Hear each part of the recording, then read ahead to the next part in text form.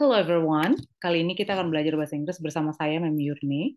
Ini merupakan pertemuan kedua kita yang akan membahas topik kita kali ini tentang parts of speech. Jadi parts of speech ini dia merupakan bagian-bagian mendasar dalam kalimat bahasa Inggris yang terdiri dari adjective, kata sifat, verb, kata kerja, pronoun, kata ganti, noun, kata benda, interjection, kata seru, conjunction, kata penghubung, preposition, kata depan, dan adverb, kata keterangan. Jadi tolong dihafal ya, parts of speech ini. Ini sangat berguna sekali dalam kalimat, membuat kalimat. Nah, berikutnya kita akan lihat penjelasan tentang noun. Noun is a word used to describe a thing, animals, name of person, name of place, and ideas. It usually used as a subject, object, complement, a positive, or object of preposition. Jadi, noun ini adalah kata untuk menggambarkan benda. Benda contohnya ball, computer, bike, animals, hewan, name of person contohnya Liz, John, Ali, ya. Name of place, nama tempat contohnya New York, Indonesia, California, ya, dan sebagainya. Nah, noun kata benda ini dia bisa digunakan sebagai subject, object, complement, dan lain-lain, ya. Sekarang coba kita lihat pembagian nouns. Ada abstract nouns, kata benda abstrak. Ini merupakan kata benda yang menamai idea, menamai ide-ide. It's not a physical thing, bukan hal-hal yang bersifat fisik. Contoh, hope, harapan, interest, minat, love, cinta, peace, perdamaian, dan sebagainya. Berikutnya, lawan dari abstract noun ada concrete nouns. Ini merupakan noun that names a physical thing. Nah, ini menamai hal-hal yang bersifat fisik. Contohnya, table, meja, floor, lantai, coffee, beach, king, rain, children, professor. Nah, ini merupakan contoh-contoh dari kata benda. Konkret. Berikut ada common noun dan proper noun. Perbedaannya adalah common noun itu adalah kata benda, nama diri, nama orang, nama tempat, nama benda, dan gagasan umum. Contohnya, boy. Kenapa boy masuk di sini, bukan di proper noun? Jadi ada common noun, ada proper noun. Proper noun itu kata benda, nama diri. Jadi dia secara khusus gitu ya. Kalau yang atau dia secara spesifik gitu ya. Kalau yang common nouns ini kan secara ini bukan bukan secara spesifik. Jadi contohnya boy, girl dan sebagainya. Nah, proper noun boy yang mana? Eh, Misalnya anak anak laki-laki, boy. Ini masih umum ya karena belum ada nama orang di situ siapa gitu ya. Proper noun itu contohnya Robin, Alice ya. Nah, kalau di common noun country, negara, berarti kita bisa lihat di proper noun contoh-contoh ya. Misalnya ada London, ini udah nama kota nih. Sweden, Google, Earth, Evil, dan sebagainya. Eiffel Tower, dan sebagainya.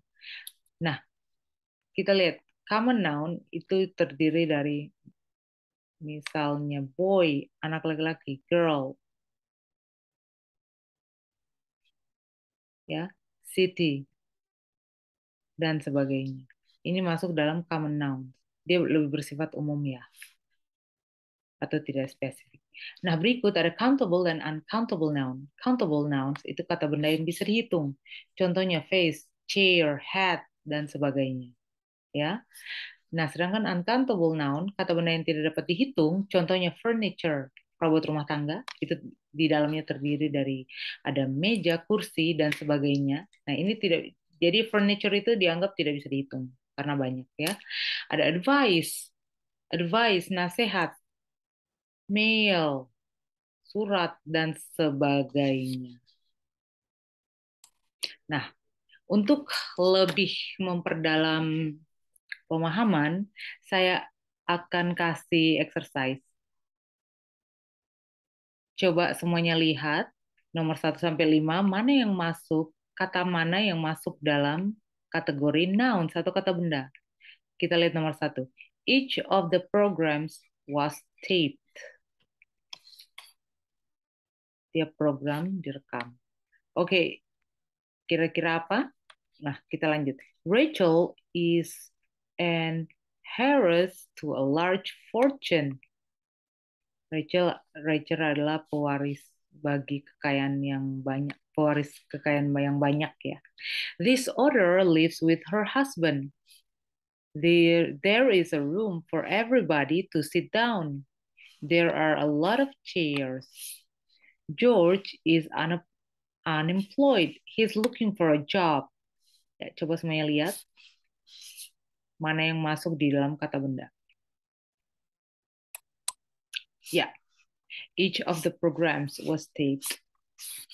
Programs ini merupakan kata benda. Ya, kemudian Harris dan fortune ini kata benda. This other ini masuk dalam kata benda. Husband juga. Kemudian there is a room. Nah, room kata benda. Chairs kata benda. George ini nama orang. Dan job. Oke. Sudah semakin paham ya. Sekarang kita lihat pronouns. Pronouns atau kata ganti itu terdiri dari ada personal pronouns, represent people or things. The personal pronoun are I, you, he, she, it, dan sebagainya. Ini masuk dalam personal pronoun. Kata ganti personal ya. Nah, sekarang demonstratif, penunjuk.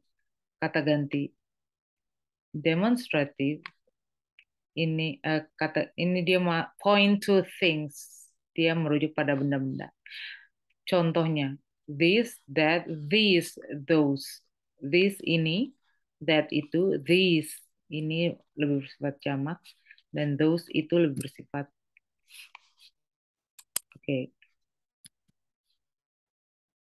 those ya. Ini untuk merujuk pada jamak ya. Berikut ada interrogative pronouns. Interrogative pronouns are used to ask question. Nah, ini untuk menanyakan. Ini sebagai penanya ya. Ini dimulai dengan who, whom, which, siapa, which, yang mana, what, apakah, whoever, whatever, dan sebagainya. Relative pronouns are pronouns that link different parts of sentence. The relative pronouns are who, whom, which, that, whoever, and so on. An intensive pronoun is a pronoun used for emphasis. In other words, intensive pronouns emphasize the subject of a sentence. Jadi intensive pronoun dia fokus ke menekankan pada subjek kalimat ya. Sedangkan kalau indefinite pronouns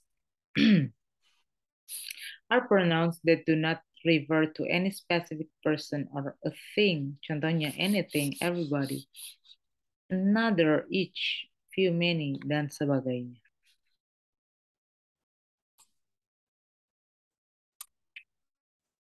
Oke, ini ada soal latihan.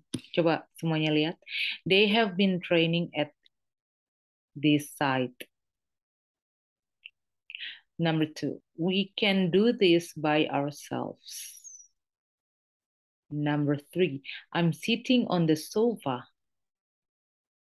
Number 4, is she Kevin's sister? Number 5, Lucy has got a pet. Her pet is a tortoise. Oke, mana yang masuk dalam pronoun atau kata ganti? Ya, kita lihat. They, we, ourselves, I, she, her. Ini semuanya masuk di dalam pronouns. Ya, kita lanjut lagi dengan adjective, kata sifat. Kata sifat ini ada yang positive, ada yang comparative adjective, ada yang superlative adjective. Ya, nah kita lihat dulu positive adjective. Kata sifat yang positif itu kayak gimana?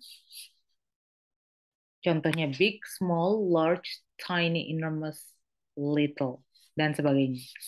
Nah, comparative adjective show us which thing is better, worse, stronger, weaker, and so forth. Nah, ini ada soal latihan. I have a great idea. Nomor 1 apa jawabannya? Okay, number 2, the price is cheap. I like hot food. The flowers are pretty. He is my new friend. Oke, ini dia jawabannya. Yang masuk dalam kategori kata sifat adalah great, cheap, hot, pretty, new. So, oke, sudah mulai paham? Nah, sekarang kita masuk di verbs, kata kerja. A word of or group of words that express an action or a state. Itu merupakan penjelasan dari kata kerja. Nah, kata kerja ada auxiliary verbs, ada stative verbs, ada dynamic. Ya, dynamic. Sekarang coba kita lihat yang auxiliary. Auxiliary verbs itu biasanya terdiri dari be, am, is, are, was, were, do, did, have, has, had. Ini merupakan main ya. Main. Oke, sekarang kita lihat stative verbs. Stative verbs contohnya be, seem, love, own, want, dan sebagainya. Jadi stative verbs adalah kata kerja yang mengekspresikan state rather than an action. Ya. Jadi dia semacam mengekspresikan ungkapan atau kalimat atau pernyataan daripada suatu tindakan. Ya, coba kita lihat dynamic verbs. Contohnya, dia merupakan kebalikan dari stative verbs, yaitu misalnya jump, swim, catch. Jadi jump, melompat, swim, berenang, catch, menangkap, ride, fall, sleep, dan sebagainya. Ya, soal latihan. Silakan tentukan mana yang masuk dalam kata kerja.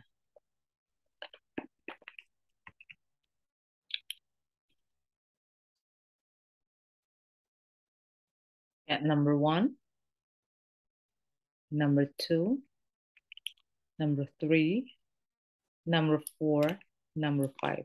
Oke. Ini dia jawabannya ya. Please dispose all your trash. Brianna becomes, kemudian Mary is preparing. I am. Number 5 was. Oke, sekarang kita masuk di adverbs, kata keterangan. Nah, adverbs is a word that describes or gives more information about a verb and adjective. Another adverb or even the entire sentence. Coba kita lihat. Adverbs ada ini fungsinya. Ini ada adverbs of degree, ya, kata keterangan tingkatannya. Show us the strength or degree of the action or state. Very, highly, totally, perfectly, partially, almost. Ini masuk di dalam adverbs of degree. Adverb of manner. Show us the way the action is done. Jadi menunjukkan kegiatan selesai lakukan. Bagaimana kegiatan dilakukan ya. Contohnya well, badly, nicely, slowly pada umumnya menggunakan akhiran ly ya, yang tidak ada beberapa ya. Well, worse dan sebagainya. Nah, adverbs of place contohnya home, here, there, inside ya dan sebagainya. Adverbs of time ini menunjukkan waktu contohnya now, sekarang, soon, segera, later, ya, nanti, yesterday, kemarin, dan sebagainya. Adverbs of frequency show us the frequency of the action or state. Nah, ini menunjukkan frekuensi suatu kejadian ya. Misalnya, always, selalu, never, tidak pernah, sometimes, kadang-kadang, often, sering, rarely, jarang, usually, biasanya, occasionally, ya, biasanya ya. Nah, Coba kita lihat. Adverbs of duration. Ini untuk menunjukkan the length of the action, menunjukkan lamanya ya. Misalnya forever, selamanya, constantly, temporarily, sementara, dan sebagainya. Nah, coba kita lihat adverbs of probability. Kok kata keterangan probability? Certainly, maybe, mungkin. Jadi probably, jadi probability kemungkinan. Possibly, surely. Oke, exercise. Silahkan tentukan mana yang masuk dalam kata keterangan. Oke, number one ada quickly, number two, okay, late, number three, okay, yesterday, number four, busily, number five, ya, carefully. Coba kita lihat. Oke, ini dia jawabannya. Oke, setelah adverbs, kita lihat lagi. Preposition. Preposition is a word that is used before a noun or a pronoun to connect it to another word in the sentence. It is usually used to show location, direction, time, and so forth. Contohnya, on di atas, in di dalam, ya, by bisa di samping, under di bawah, above di atas, beside di samping, to, out, from. Oke. To bisa ke, out, keluar, from, dari. Ya. Nah, ini contoh dari preposition. Contohnya, she was confused by trying to follow the lecture. I'm bored of working for my company. Nah, ini contoh-contoh ya, di mana prepositionnya ada by, ada of, ya. Ya, kita masuk di conjunction, kata penghubung.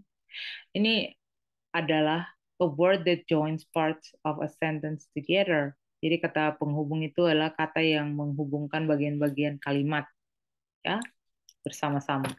Contohnya ada but, tetapi, ada and, dan, or, atau so. Jadi. Oke. Atau kemudian so. Oke. Ya. I need to work hard so that I can pass the exam. Saya ingin bekerja keras supaya saya bisa lulus ujian. Although he was the best candidate, he didn't win the election. Meskipun dia bukan kandidat terbaik, dia tidak menang di pemilu, ya. Oke, ada when. When you come back from your trip, we'll meet to discuss the problem. Okay. They said that the movie was fantastic, so I watched it. So, jadi atau kemudian, although meskipun he was very ill, he didn't take any medicine. Meskipun dia tidak sakit, meskipun dia sangat sakit ya, itu sakit parah ya. He didn't take any medicine. Dia tidak minum obat sama ya. Dia tidak minum obat ya. Oke. Nah, sekarang coba kita lihat di interjection. Interjection is a word that expresses a strong emotion. Jadi kata seru adalah kata yang mengekspresikan emosi yang strong, yang kuat, ya. Misalnya ada wow, look out, awas, hati-hati, ya. Oh, hey, alright, geez, oh dear, ouch, shoot, dan sebagainya. Ini merupakan contoh dari kata sifat. Sorry, kata seru. Ya, ouch, you're stepping on my foot. Ya, ini untuk mengekspresikan sakit, rasa sakit. That seems good. Ini untuk mengekspresikan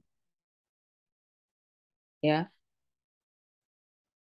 pleasure. That seems so good. Ini untuk mengekspresikan pleasure. ya, rasa nikmat, senang dan sebagainya. It's hot today. I said it's hot today. Ini asking for repetition. Oke, sudah bisa dipahami. Oke, ini ada contoh buat dikerjakan ya sekarang. The evil teacher assign us work daily and expects it on his desk by 8 in the morning. Silakan ditentukan kata-kata dalam kalimat ini masuk dalam kata apa? Coba kita lihat.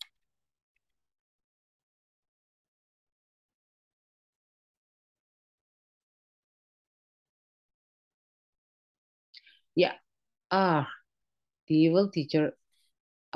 Ini interjection, kemudian the ini artikel ya, kata sandang. Evil ini masuk dalam adjective, teacher masuk dalam noun, assign masuk di dalam verb atau kata kerja, us masuk dalam pronoun, daily ya sehari-hari ini masuk dalam adverb, kemudian and dan expect verb, it pronoun, on ya on preposition, his pronoun, desk noun atau kata benda, dan by masuk di dalam preposition, eight in the next morning masuk di dalam adverb. Oke, saya rasa sekian untuk pertemuan kita kali ini dan sampai jumpa di pertemuan-pertemuan selanjutnya.